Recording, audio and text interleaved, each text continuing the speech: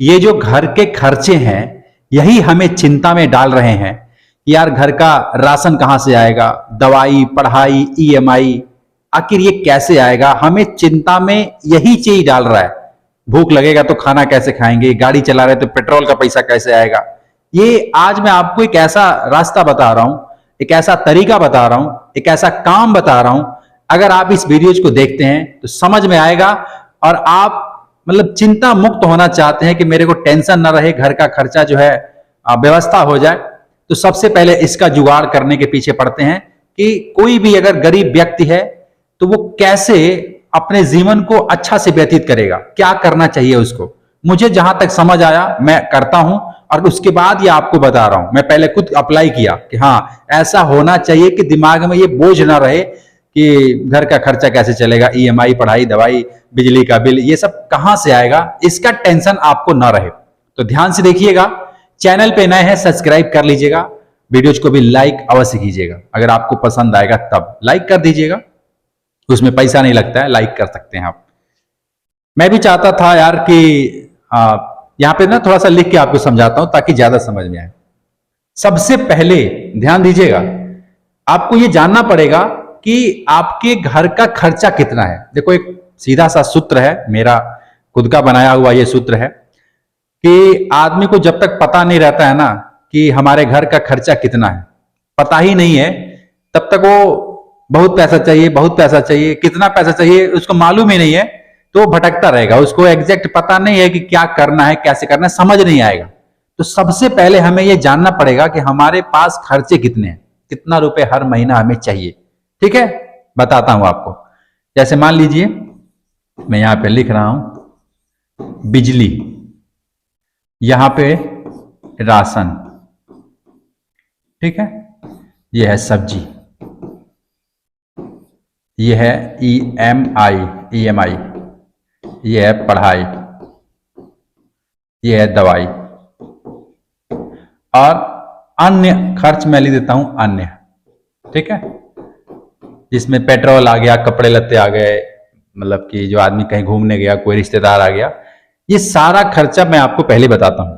देखिए मान लीजिए कि 1000 रुपया एग्जाम्पल के लिए बिजली का बिल हमारे घर में आता होगा, महीने की मैं बात कर रहा हूं, हालांकि कम ही आता होगा या अधिक भी आता होगा, लेकिन ऐसा मान लीजिए कि हमको 1000 रुपये चाहिए हर महीना जो बिजली का बिल दिया जा सके। जैसे कूलर, फ्रिज, एसी भी लगा रखे हैं तो मोटा मोटा चल जाएगा, एसी नहीं भी है फिर भी 1000 रुपया तो आ ही जाता है, 700, 800, 600 आ ही जाता है। ये हो गया 1000 रुपया। राशन का हो गया कितना, 5000। अगर आपके फैमिली में 4 लोग या 5 लोग या 6-7 लोग भी हैं, 5000 का राशन, जैसे कि आटा, चावल, है ना, ये तो लगता ही होगा ना, हर परिवार में लगता है, तो आपका ये लग गया।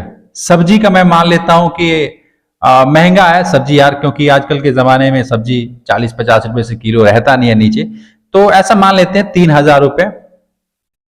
100 रुपए मैं रोज का सब्जी का मान लेता हूं, 3000 रुपए आपका वो लग गया सब्जी का।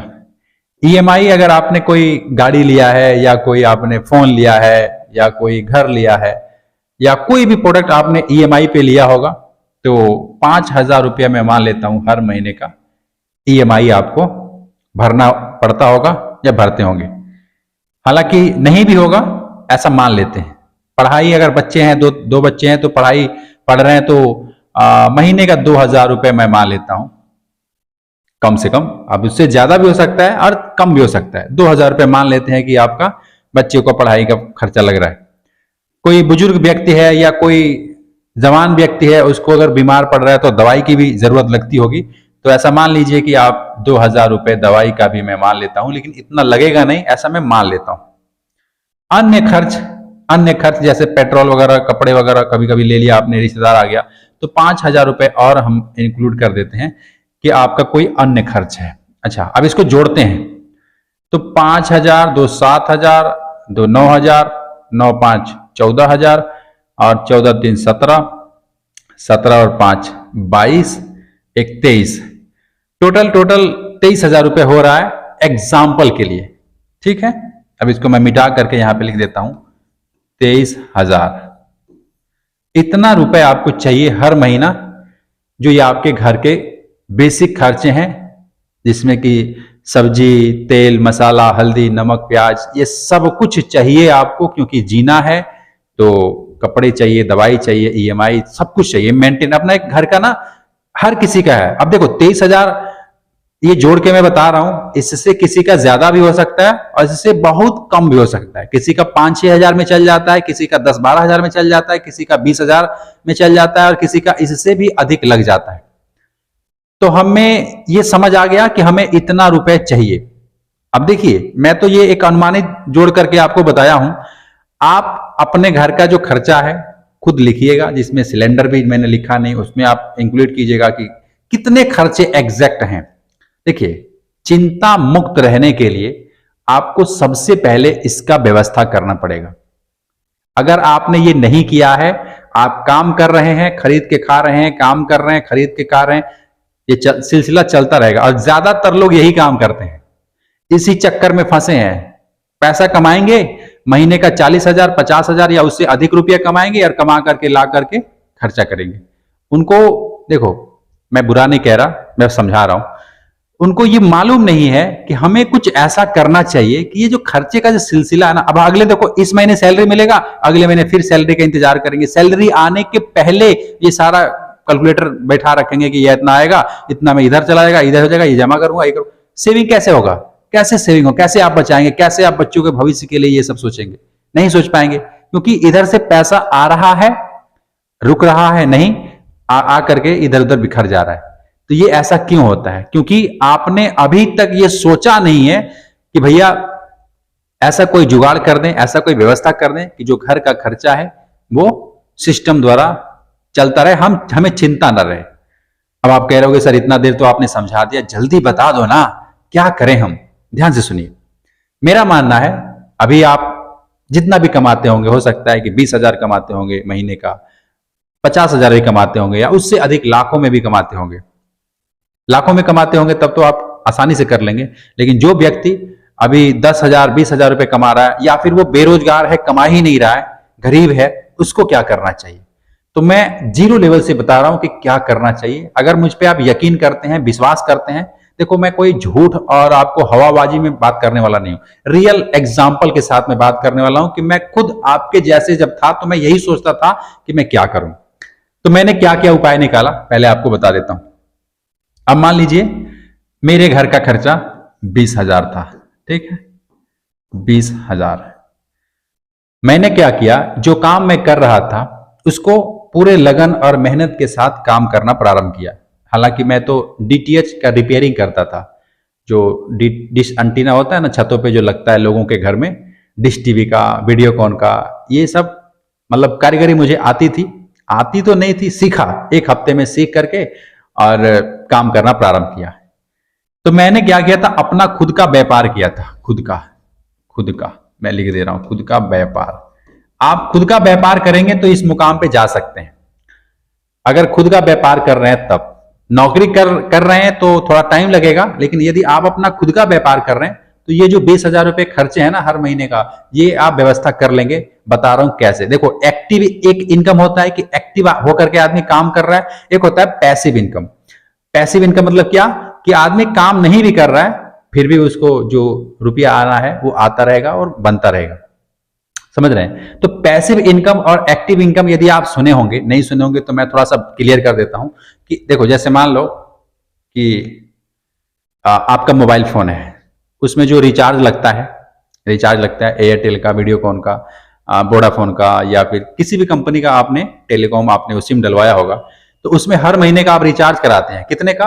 250 रुपए का, 300 रुपए का, 400 रुपए का, 500 रुपए का कराते होंगे। हर महीने कराते हैं कि नहीं कराते हैं? तो ये जिसने भी बनाया ये सिस्टम को, उसने ये क्या बना रखा है? वो काम कर रहा है भी नहीं कर रहा है, उसने मशीन बैठा रखा है, उसने सैटेलाइट छोड़ रखे हैं, उसने आदमी लगा रखे हैं, ऑफिस स्टाफ सब बना रखा है। अब उसको पैसिव इनकम की तरह हर महीने उसको आप पैसा डलवाते हैं, कुछ परसेंट, कुछ रुपए, कुछ अमाउंट उनके खाते में जाता रहेगा। ये होता है पैसिव इनकम। एक होता है कि आदमी काम कर रहा है, मैं आया दिहाड़ी करने, मजदूरी करने, काम किया, मुझे शाम को 400 रुपए, 500 रुपए मिल गया, यानी मैं एक्टिव हूं, अपना शरीर, अपना मेहनत, अपना समय लगा रहा हूं, रोज लगा रहा हूं और रोज मुझे मिल जा रहा है। ये होता है एक्टिव इनकम। ज्यादातर लोग यही काम करते हैं, रोज मेहनत करते हैं, रोज पैसा कमाते हैं, रोज खर्च कर देते हैं, रोज पैसा कमाते हैं, रोज खर्च कर देते हैं, रोज काम करने जाते हैं। ज्यादातर लोग यही करते हैं। लेकिन मैं आपको समझाना ये चाहता हूं कि एक्टिव इनकम के साथ साथ एक पैसिव इनकम ऐसा होना चाहिए जो आपको ये घर के खर्चे मेंटेन करके रखे। अब ऐसा क्या है जो जीरो लेवल पे है, जो गरीब है, वो क्या कर सकता है? तो मैं अपनी बात बता रहा हूं कि मुझे ये सब पता नहीं था, अभी आपको बहुत आसानी से समझा दे रहा हूं। मुझे भी नहीं पता था ये बात, लेकिन जिस दिन से ये मुझे पता चला उस दिन से मैं इस पे काम करना प्रारंभ कर दिया, और आज आप लोगों के प्यार से और मेरी मेहनत से, भगवान की कृपा से जो मैंने सोचा था वो ऐसा हो रहा है। देखो, ये कोई चमत्कार से नहीं होगा, ये आपको मेहनत करना पड़ेगा। पहले दिमाग लगा कर अंडरस्टैंडिंग, मतलब क्या कहते हैं उसको अंग्रेजी में, अंग्रेजी वर्ड में कहते हैं ना कि अंडरस्टैंड हो करके उसको समझना पड़ेगा, उसको समझदारी से समझना पड़ेगा। समझ रहे हैं? तो ये चीज मुझे समझ आया। तो खुद का व्यापार से आप बहुत आसानी से कर सकते हैं। जैसे मान लो आज आप 10,000 रुपये कमाओ, ठीक है, आप कोई व्यापार करो, 10,000 रुपये कमाओ, 10,000 को आप 15,000 भी कर सकते हो, 20,000 भी कर सकते हो, 50,000 भी कर सकते हो, ठीक है। आप इतना रुपए कमा सकते हैं, कोई भी व्यापार करके कमा सकते हो। तो मैं डीटीएच का काम करता था, तो पहले 500 रुपये दिहाड़ी कमाता था, फिर उसके बाद से थोड़ा सा बढ़ गया, फिर थोड़ा और बढ़ गया। दिहाड़ी नहीं, दिन कम है, दिहाड़ी में नहीं करता था, करता तो अपना बिजनेस ही था, लेकिन रोज का 500, फिर 700, फिर 1000, फिर 15, 2000, ऐसे करके मेरा इनकम बढ़ते गया। जितने ज्यादा मैं पुराना होता गया, उतना ज्यादा कस्टमर जुड़ते गए, उतना ज्यादा लोगों के घरों पे छतरी, box, wire connector, dish TV, ये सब लगाता था, इंस्टॉलेशन करता था, सिग्नल ठीक करता था, 250 रुपये, 300 रुपये, मतलब कस्टमर जुड़ते गए, आमदनी बढ़ती गई, फिर लड़के रखे मैंने, फिर इस तरीके से अपना ग्रोथ किया।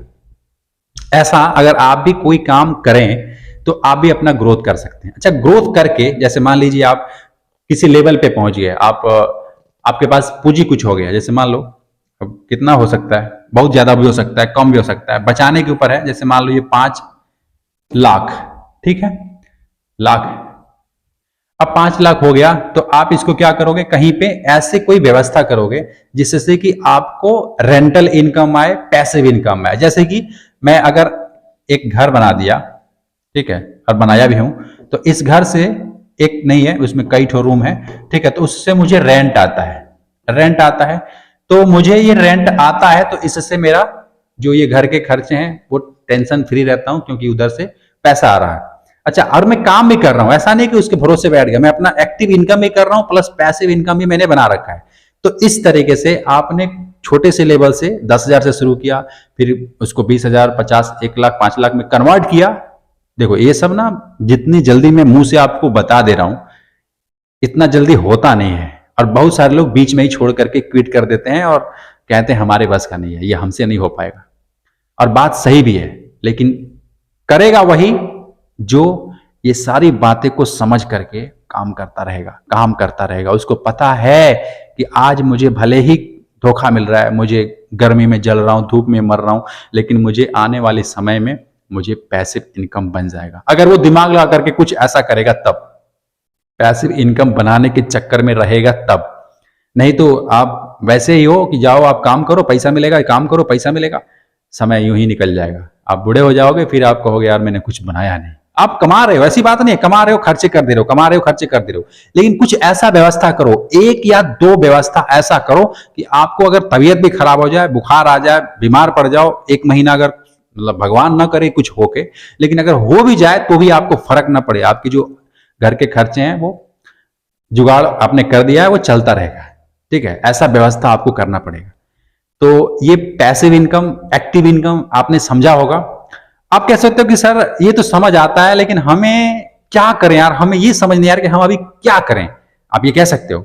मैं आपको बता देता हूं कि अगर कोई गरीब युवा है, और युवा मतलब कि जवान 18, 20 साल, 25 साल का एज का व्यक्ति कोई है, तो देखो, सबसे पहले मैं थोड़ा सा समझा ही देता हूं।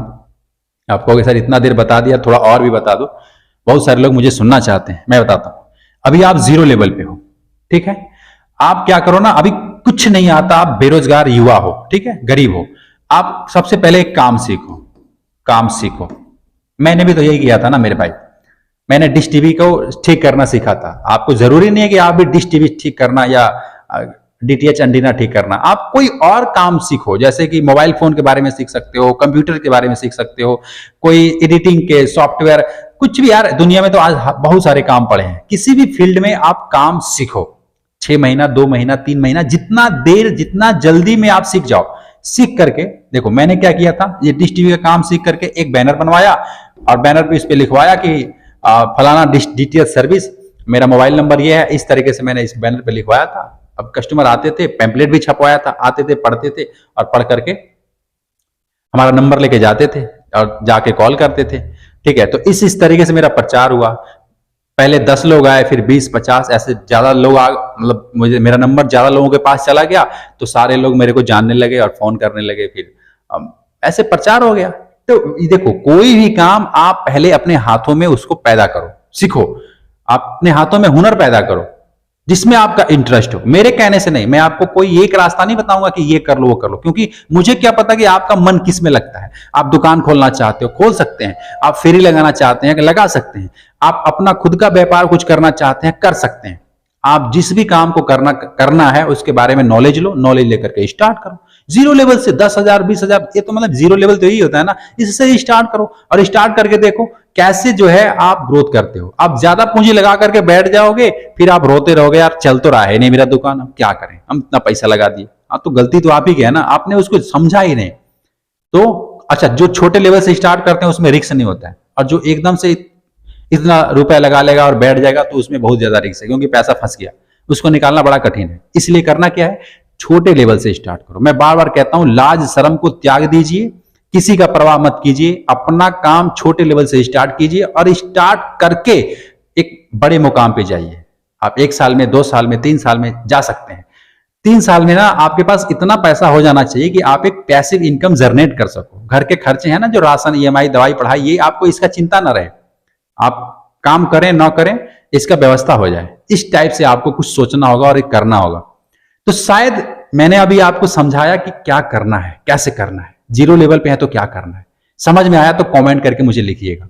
अच्छा, और भी आपका कोई सवाल है, मैं आपको आने वाली वीडियोज में आपके सवालों का उत्तर भी दूंगा, कमेंट कीजिएगा। और चैनल पे नए तो सब्सक्राइब करके रखिएगा। हाँ, मैं मिलूंगा फिर आपसे एक नेक्स्ट वीडियो में, तब तक के लिए खुश रहिए। जय हिंद।